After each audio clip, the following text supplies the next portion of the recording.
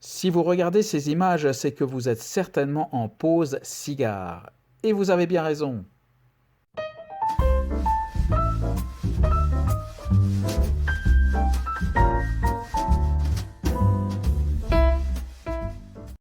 Bonjour et bienvenue au cirque, puisque c'est le nom de la ligne du cigare qui nous intéresse aujourd'hui, un cigare signé El Viero Continente.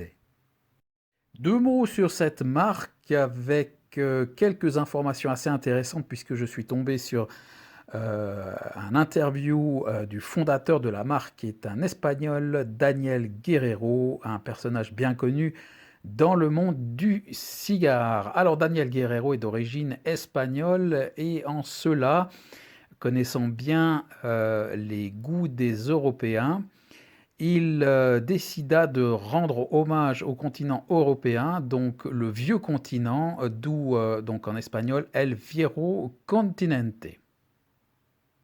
Alors, c'est une marque qui a vu le jour il y a une dizaine d'années, originaire du Nicaragua, donc, où Daniel Guerrero implante sa fabrique en 2019. Donc, il a commencé, je dirais, petit, et puis pour finalement le succès aidant en Europe d'abord et aux États-Unis ensuite, implanter donc cette fabrique au Nicaragua. Daniel Guerrero, on peut le dire, a le sens des hommages avec donc El Viero Continente qui est donc un hommage à l'Europe et puis sa ligne The Circus, le cirque, puisqu'il explique il est passionné de cirque, c'est un milieu dans lequel il a grandi puisque son grand-père était un clown célèbre en Espagne et c'est pour cela qu'il a donné des noms faisant référence au cirque à ses cigares comme donc le cigare The Circus Harlequin, Magicien ou Canon. On se rapproche donc de notre cigare avec la fiche technique. Il est cavé depuis une année, depuis janvier 2021, dégusté donc le 28 janvier 2022. Son nom exact donc El Viero Continente, The Circus Magician. Origine donc Nicaragua, c'est un puro, cap sous cap et trip du même pays donc, et nous sommes en présence d'un format grand robusto, une longueur de 15 cm,2, un diamètre de 2 cm,14 pour un ring de 52 pour un prix en francs suisses de 10 francs. À noter une petite bataille de chiffres sur Internet puisque le site officiel annonce un cigare d'un ring de 54 avec une longueur de 16 cm. Alors, comme j'ai l'habitude de le faire, j'ai vérifié par moi-même et le cigare en fait est plus court. Il est bien de 15 cm,2 comme l'annonce le site suisse sur lequel j'avais commandé le cigare, comme quoi même les sites officiels des fois ne sont pas des sources de référence forcément très très fiables. Au niveau visuel, on remarque tout d'abord la large bague qui est au motif du cirque avec des couleurs dorées, rouges, enfin ça rappelle vraiment un chapiteau de cirque. À noter que la cape est annoncée Maduro sur certains sites. Moi j'aurais plutôt tendance à dire Colorado Maduro. Il me semble que Maduro est un peu fort, mais enfin voilà, ça c'est une bataille de goût et de yeux. Et au niveau du reste du cigare, on note une cape assez luisante, voire même un peu grasse, bien posée. L'aspect paraît vraiment lisse avec des nervures vraiment très très fines. Cet aspect lisse, on le retrouve au toucher. Cela se confirme avec des nervures vraiment très très peu perceptibles. Et au niveau du toucher, je ne détecte aucun point dur ou point mou avec un ensemble assez ferme. On se rapproche du pied avec des arômes qui nous parviennent de cèdre, de café, de chocolat noir, pas d'épices du tout, c'est assez doux. Et puis au niveau des aromas crus, à noter un tirage assez aéré, avec des saveurs plutôt, alors lointaines, c'est assez léger, des saveurs plutôt boisées, avec un café aussi léger, je dirais café filtre. On embrase notre Vitol pour attaquer le premier tiers avec un démarrage un petit peu punchy, mais tout est relatif, un démarrage poivré, moyen je dirais, avec aussi un peu de cuivre. On remarque tout de suite un gros volume de fumée, alors vraiment dès le départ. Et puis au bout de la troisième, quatrième bouffée, le cigare s'adoucit très rapidement.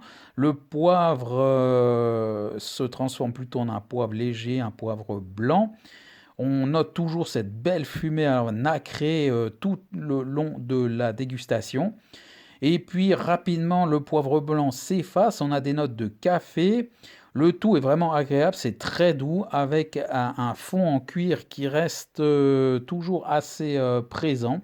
Et je note également en fin de premier tiers des notes de vieille noix. Arrivé au deuxième tiers, alors il va se passer pas mal de choses. Tout d'abord, à l'entrée du deuxième tiers, la cendre tombe, ce qui va provoquer une fissure sur la cape. Entre deux, bah, je note une fumée vraiment très bleue qui se dégage du cigare. Autant la fumée que l'on rejette est très nacrée, et la fumée qui se dégage du cigare est vraiment dégage un très joli bleu. Au niveau des saveurs en bouche, c'est un joli mélange de café, de noix avec un peu de cuir. À noter une rétro-olfaction, alors vraiment pas agressive du tout, plus ou moins poivrée. Et je détecte également quelques notes de chocolat, cacao, dans un environnement toujours vraiment qui reste doux. La fissure, elle ne va pas s'amplifier, heureusement, elle ne va pas non plus influer sur les arômes du cigare.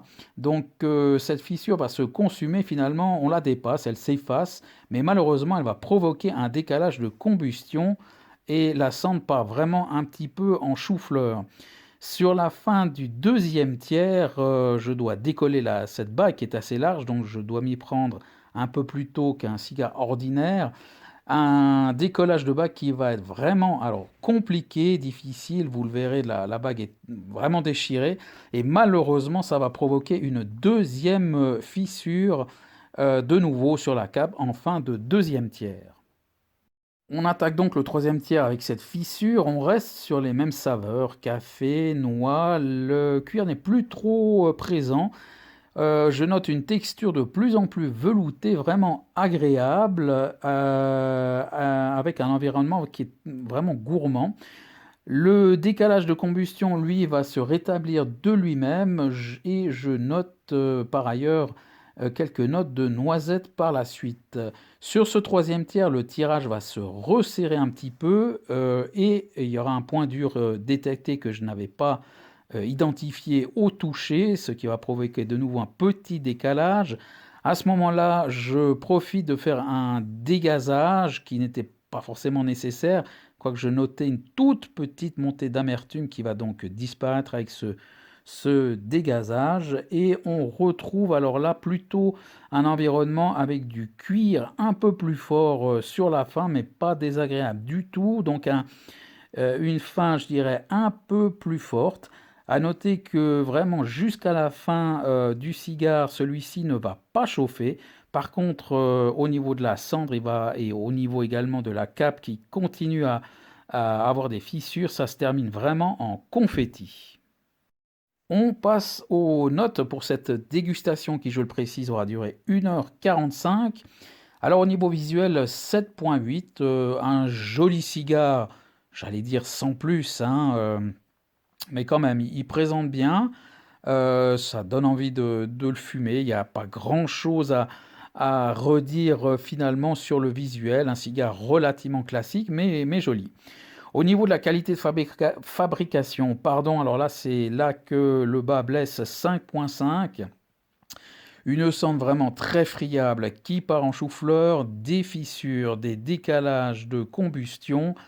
C'est vraiment problématique, ça laisse des bouts de feuilles de cap sur les doigts, ça laisse aussi un peu de cendre qui part un peu dans tous les sens, donc vraiment c'était euh, un peu compliqué je dirais, ou en tout cas visuellement la fumée est là, mais alors quand on regarde le cigare c'est un peu une catastrophe quand même, donc 5.5 malheureusement c'est difficile d'aller plus haut avec cette qualité de fabrication.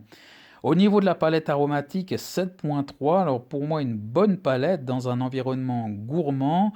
On commence avec quelque chose d'un petit peu punchy, avec du poivre. On termine également avec quelque chose d'un peu plus fort du cuir. Et entre deux, un environnement extrêmement doux avec du café, de la noix. comme je l'ai dit, un peu de noisette, un peu de chocolat, le tout vraiment dans une douceur, y compris la rétro-olfaction, donc une palette aromatique vraiment bonne que j'ai beaucoup appréciée. Et au niveau du rapport qualité-prix, ben 7,25 est assez bon pour 10 francs. On a quand même un grand robusto, 1h45 pour passer vraiment un bon moment, en tout cas gustativement. Visuellement, je ne vais pas y revenir, mais là, c'est une autre histoire, malheureusement. Cela donne quand même une note globale tout à fait honorable de 7,03 et un index de puissance de 5,3. En conclusion, on peut dire que ce cigare porte bien son nom parce que ça a vraiment été le cirque. On ne s'est pas ennuyé du tout entre ces fissures sur la cape qui sont apparues très tôt, ces décalages de combustion, la cendre qui est friable. Ça, c'est vraiment terminé en confetti sur la fin avec cette cape bien fissurée, cette cendre bien friable.